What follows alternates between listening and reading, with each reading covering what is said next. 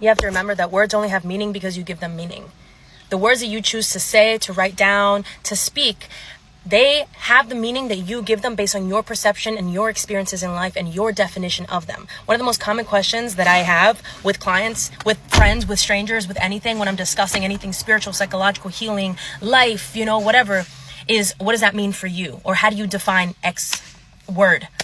Because a lot of the times, most people's issues or experiences or events or problems in relationships or problems with themselves has less to do with the thing itself and more to do with how they define the thing, their perception of the thing. But good news, and this is not just words, right? Perception of whatever experience you're having as well. However, good news is you can always change your definition. And I say this because once I ask the question, how do you define this? It wakes that person up to be like, you're right. Like, how do I define that? And then when they define it, I say, where did that definition come from? Do you agree with that definition?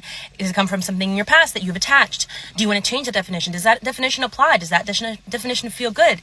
Does that definition go with what you want in your life, with what you're desiring, And we can change that definition. That's like the root, right? We find the root and we find where the definition stemmed from and why it's there and how it's affecting your life and da-da-da.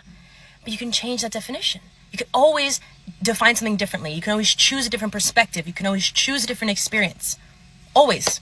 And this is on manifesting as well as the healing side, right? On both sides. This is how we undo and this is how we create.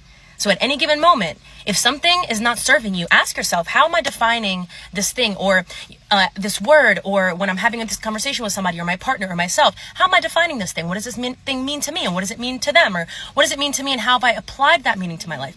Does that serve me? What would I like it to feel like instead? And how can I change it? And when you're doing your manifestations, this is really important too, because whatever you're writing, whatever you're speaking, you have to make sure you're saying it using words that match the definition you want to feel. Because if you're using words that you think sound good and are supposed to be good, but your definition of those things, your feeling, your experience, your perception of those things doesn't have something that you actually believe or has a negative connotation, you're not getting much from that thing. In fact, it's probably doing the opposite.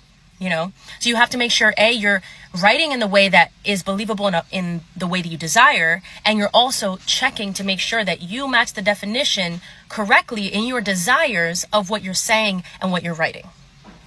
Does that all make sense? I feel like sometimes I be speaking. Anyway, comment your questions.